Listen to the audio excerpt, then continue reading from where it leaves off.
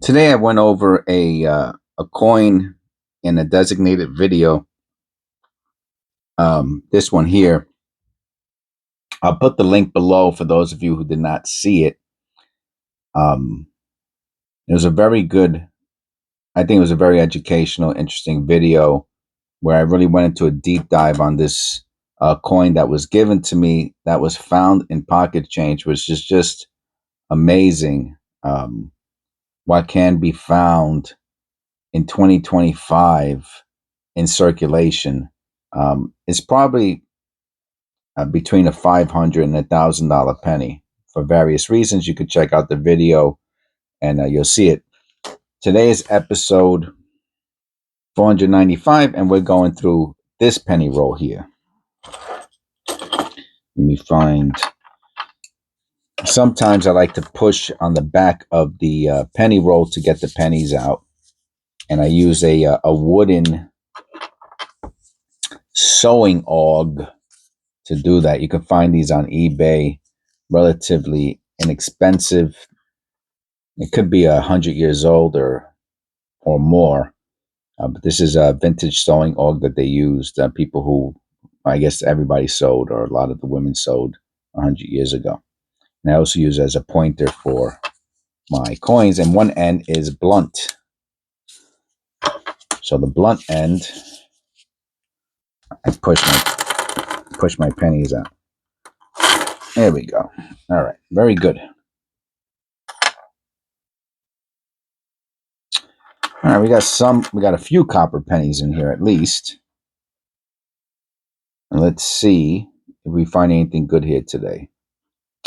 So I have thousands and thousands of videos. This one here has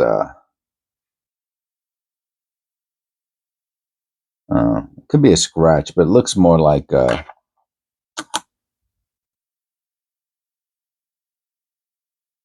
actually I really can't tell now that I'm looking at it at an angle, so maybe I'll just put it to the side. So obviously valuable coins, valuable pennies. I'll stick with the topic of pennies. My forte is not other denominations, as some people have been doing this for a very long time, like my member Eric. He's been doing this for a long time, and he does other denominations, and he's very knowledgeable, for example, in quarters, which is a whole nother ball game. It's to me it's more complicated than pennies are.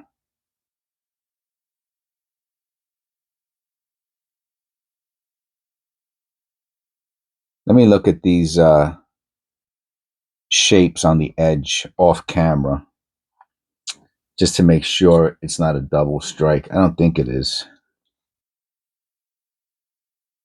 It most likely has something more to do with the damage or the bumps that we see on the surface. But they are interesting shapes. So my thing is really pennies. Eric from Keen-Eye Collectibles, he's been with the channel from the very beginning of our channel, and he stayed with me this whole time, through highs and through lows,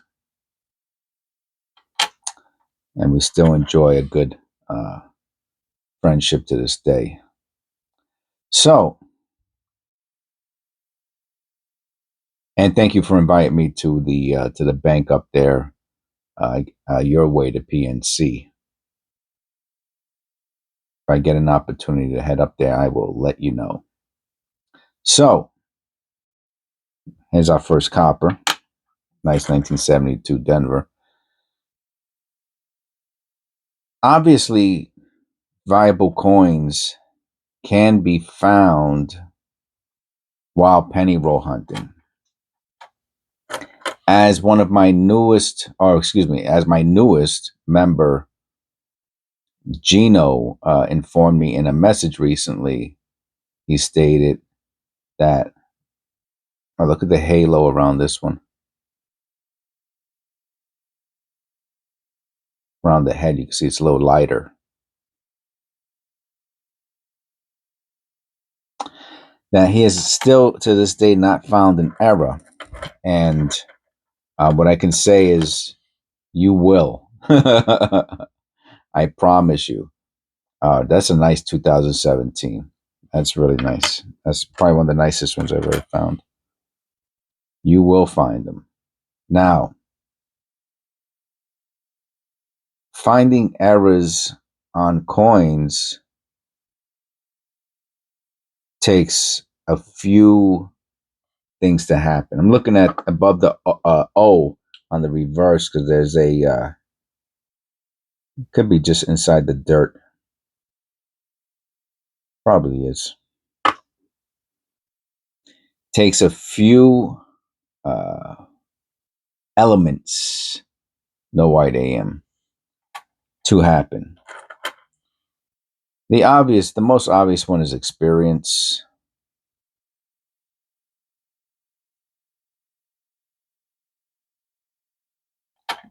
Doing it, and again, practice and determination.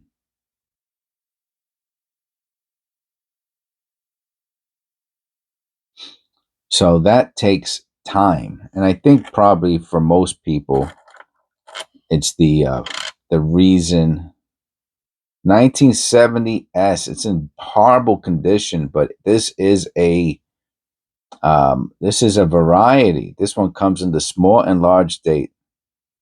If you were doing a penny album fill, this would probably be one of them that you would be looking for. How cool is that? Super cool. I have no idea if it's a small, large date.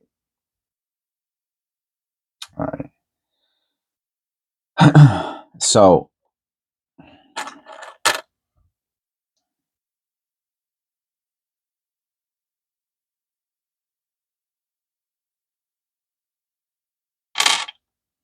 some coins you'll find and you'll automatically know through practice that they're an error. For example, the wide AMs, the close AMs, after a while, you'll just know to look for them. Another thing to look for, right? So I'm going to give some advice for beginners today is the die clashes, right? So the die clashes are typically the image of the other side on the other side. So typically in the Lincoln Memorial, right? This is the Lincoln Memorial. That's Lincoln. You'll find you'll find the die clash image inside of the columns. To look at it, you need to turn the penny upside down, and the head will look like this. Usually you'll only find it in the columns, right? The back of Lincoln here, the front of Lincoln here. Sometimes if you're lucky, you'll find the head. And then on the other side, you'll find the Lincoln Memorial. If you're lucky, you find a really good image of the Lincoln Memorial. Those are pretty valuable. But sometimes you'll see a weak image. And where you'll see them typically is right here in the space between the chin and the chest, and right here in the on the field, right? So this is called the field. Blank space around the image of Lincoln is the field. And you'll see little lines going up here. But you have to look carefully. They're so easy to miss that if you rush, you won't find them. And you have to hold the coin. You have to have good lighting, right? So that's another thing. You need to have good lighting in your workspace. It's our second copper pen, our third, because we got the 1970S. You have to have good lighting. And you should have a loupe, Loupe. I think it's French, but I don't know what it's French for what, magnifying glass. 2015, Eric told me to keep an eye out for the, I don't know what that is. Oh, that's interesting. Is it a stain, or is that a dye chip?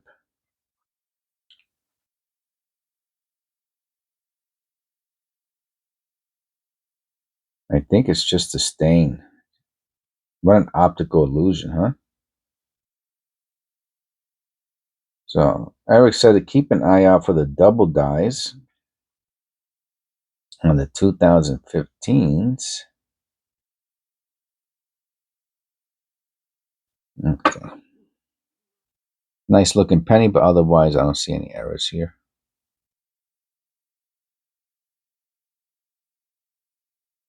Has all these little micro stains or that look like something, but they're not. They look like shadows, but they're just staining, water stains. That has a pretty cool looking surface, right?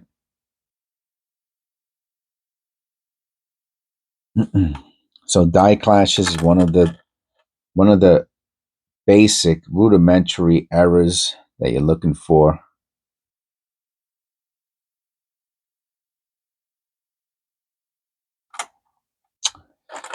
Strike-throughs are tricky because a lot of times post-mint damage, right? PMD stands for post-mint damage, and it's basically the damage to a coin after it leaves the mint. I'm pretty sure, right? Because you can have a mint error post the mintage of the coin while it's still at the mint, right? So the coin gets made, it gets minted. And as soon as it's pressed, it's made, it gets ejected. During that ejection process, it can get damaged, right? And then it goes into or gets ejected from the collar, and I think then it goes into a feeder, and then you can get a feeder error while it gets fed into whatever else it gets fed into.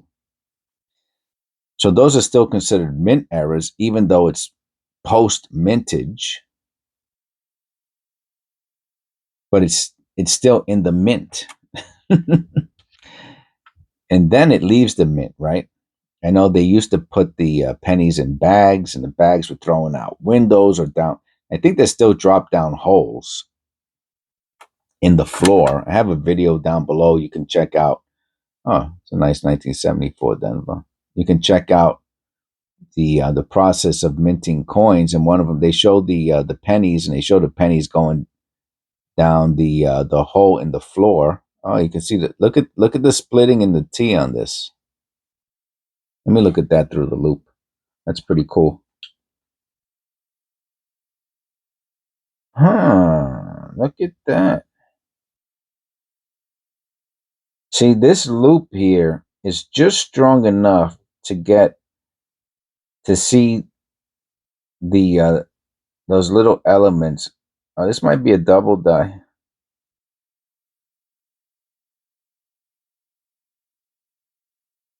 On the bottom of the T, you can see some separation. And the left side of the B, you can see some separation. And in the motto, specifically, you can see some spreading on the south. Look at the W in we.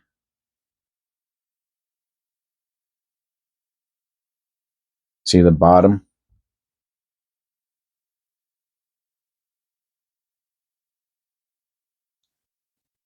The D. The B, you can see the extra thickness on the left side. And again, that twisting in the T is pretty awesome. Now, is it a double die? Well, that's another, I don't know if we'll get to that whole topic. But I was talking about post mint damage and strike throughs. So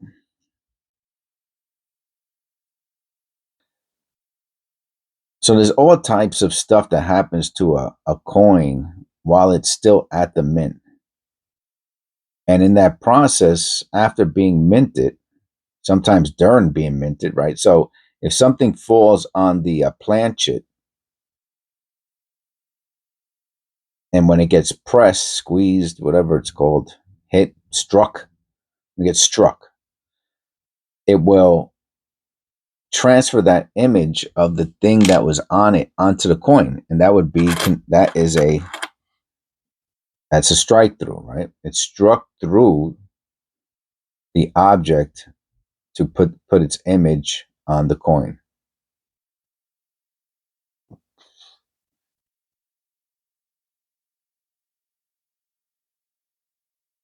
But a lot of times the strike throughs, unless let me look at that E. It's got me going nuts over here.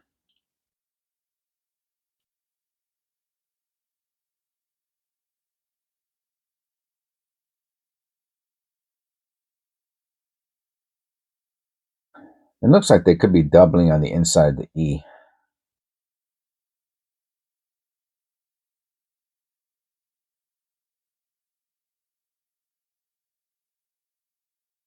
And even some separation on the outside. Could be, oh, look at that.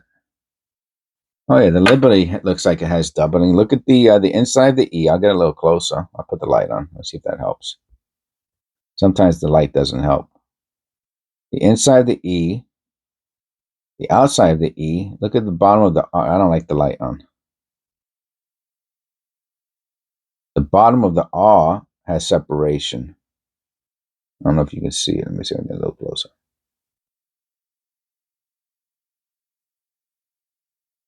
Let me turn it upside down. Maybe the light will hit it from a different angle.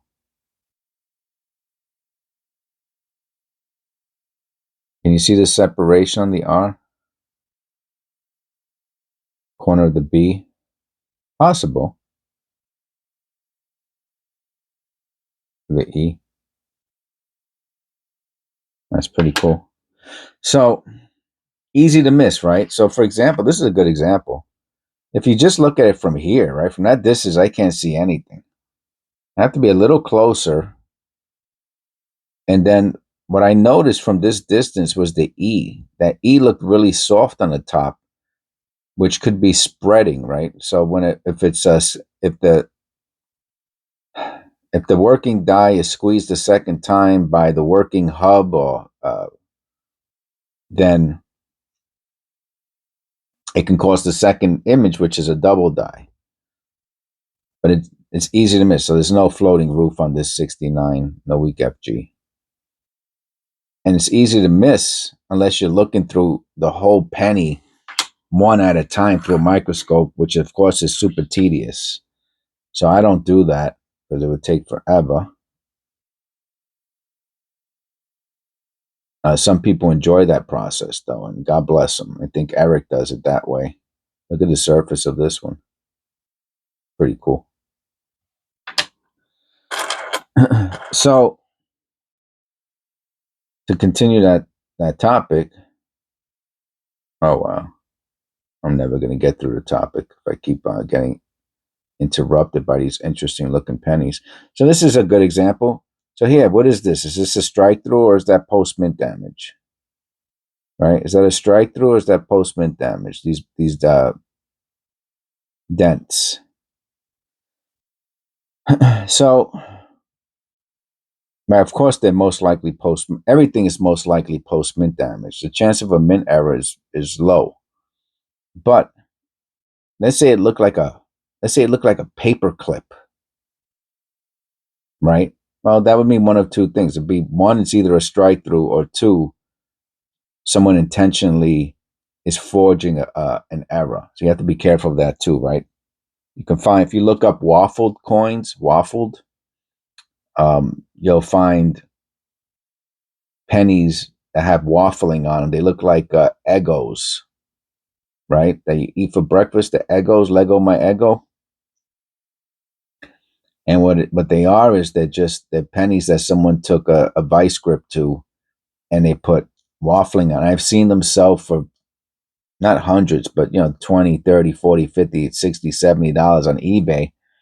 And they're put as now there's another type of waffle coin, which is the coins that are rejected at the mint, and that they look different. They look like potato chips.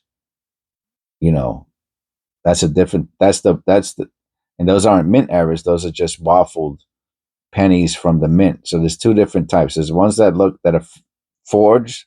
So you have to, and I remember I wanted one of those ones because they're so interesting, even though I didn't know it was a forge. It wasn't until a long time later on that I found out that those were forged pennies.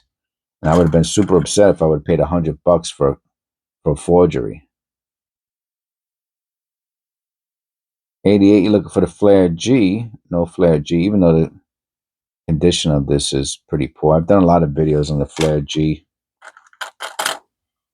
Anybody who wants to look up coins, videos on my channel, you go to the search bar, right?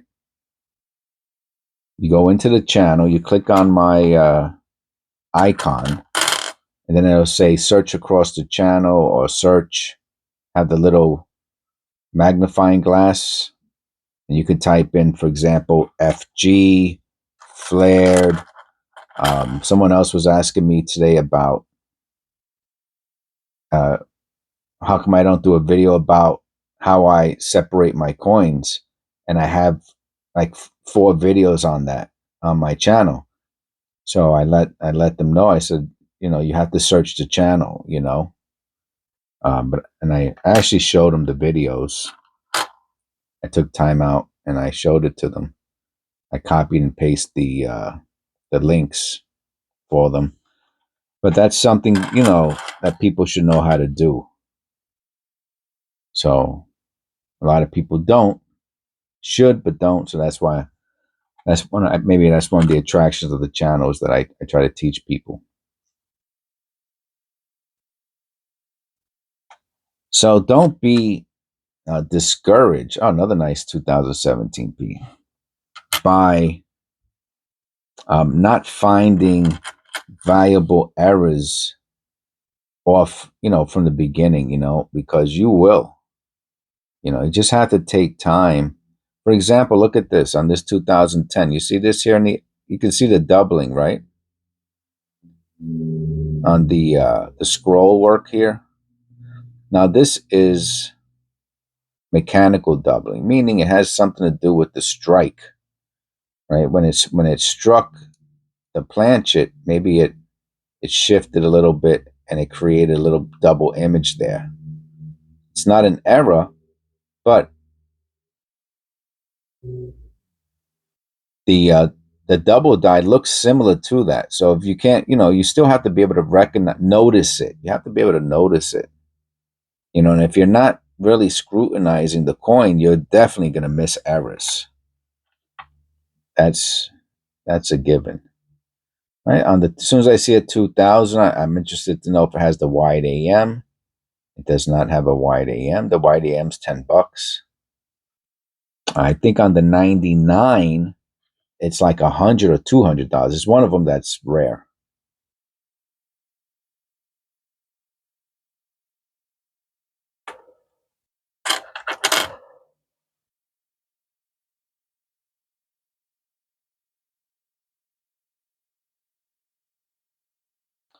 Well, we found a few copper pennies, and that's the other thing. Just the copper alone, separating the copper is worthwhile. People put money in the bank if they're lucky, they get 5% interest per year, right? Well, a copper penny's worth 300% more than its face value, right? Because it's worth over 3 cents. 3 times 1 is 300%. People put their money in the bank for 5%. 5% of a penny would be 0.01, which is a penny, right? And then you would have to go 5% of that. So it'd be 0.0105, or 5% would be 0.05 of a penny.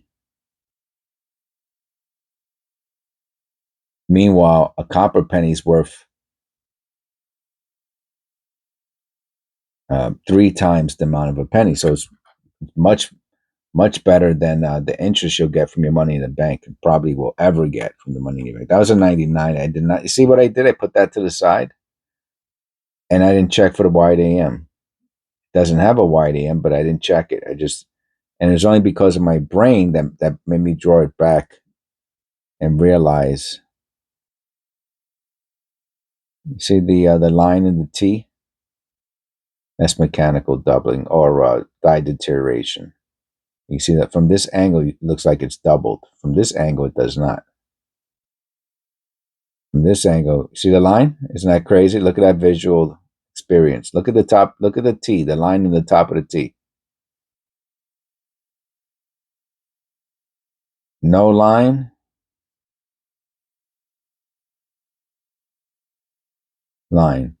No line. Line. No line. Line. It's just the die, the image the die made.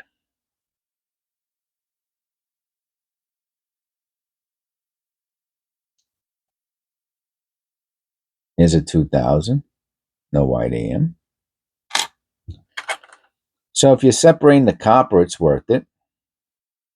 And believe me, you're going to find wide AMs. You're going to find die clashes. You're going to find off-centered pennies, misaligned dies, extra V's on the 2023, die chips, overweight, underweight pennies, no wide AM. Lamination errors. For example, Gino said he found a few wheat cents, 2, 3 per row on some in some cases. Well, if you go like this, if you go like this with the wheat cent, you can see if it has a lamination error. And you'll see these wood streaks through them, these different colored striations through it. But you have to be scrutinizing the coin, looking at it on its side. If not, you'll miss it.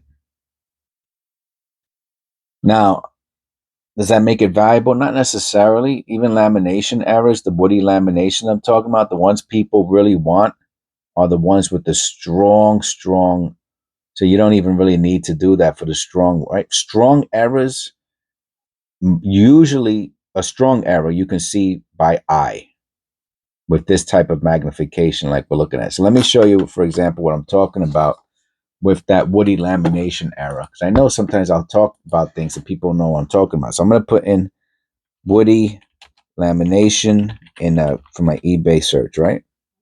It'll come right up. All right, let me pause the video and I'll change the we'll look at the TV together. Okay, so if you found a penny like that, right, it would be very obvious that something is different about it, right? It's a 1931. As you can see here, it says woody lamination. This one here is worth about $5. He's asking 90. It's nice. You can see the clear differentiation between the striations like I was talking about before. But it's not super awesome. I found some nicer ones than this that are probably worth $10 to $15. Let's see. Let's just go to coins. I know I spelled it wrong.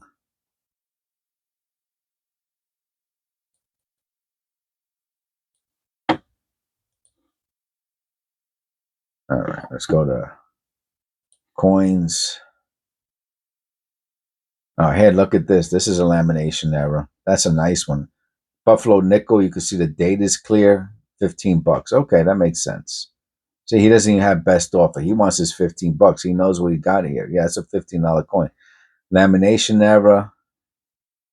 I don't know about these. Oh, 1920, I guess so. I don't know. Look how cool this one looks. I like to find. So look at this one. So this one here, it might even have. Oh, I don't know what that is. So you see how the colors change?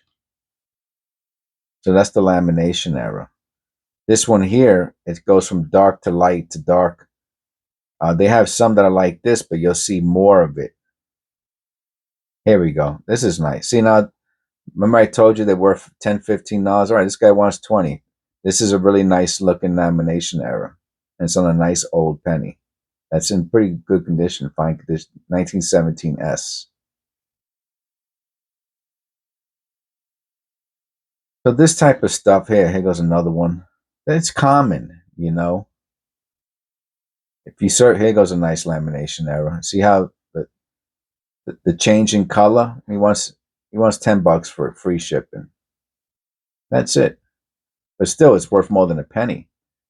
You know, if you search enough, you're going to find these lamination errors. This one here, he said tapered planchet. It could be a tapered planchet. There's another name for when the splitting of the top layer, flaking. I think it's called flaking. Yeah, here you go. There's another one. Detached lamination or delamination or flaking. This stuff is pretty common, but you'll get $5-10 for it. Delamination, flaking, splitting planchet, missing metal, all that stuff. It's just common stuff, you know. But you have to keep an eye out for it, though. There's also rim errors. The railroad rim. Railroad rims. I found a couple. I found one really nice one. I'm gonna say a really nice railroad rim's probably about $40, $50. So I'm showing this for those of you who are interested. That's why I leave it for the end of the video. Railroad rim. All right, they don't have it here. Oh, okay. Partial collar, right? The railroad rim's a partial collar. That's not even, he wants $450, and that's not a good example. Let me see if I can find it on images. So that's a railroad, right? That's the railroad wheel. And that's how the penny will look. It'll have a very long, it'll have this rim edge that will be sticking up like a railroad wheel. So let me type in, I lost, anyway, railroad rim penny.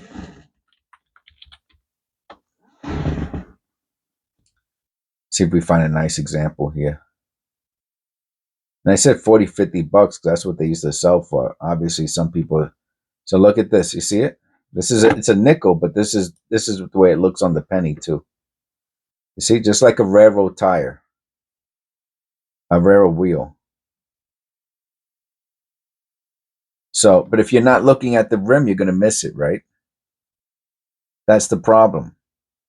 So, you see how I went through 50 pennies today?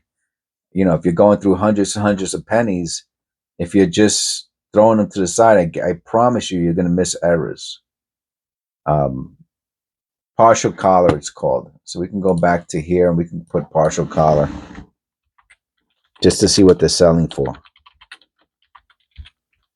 Partial collar penny. We'll go to highest first.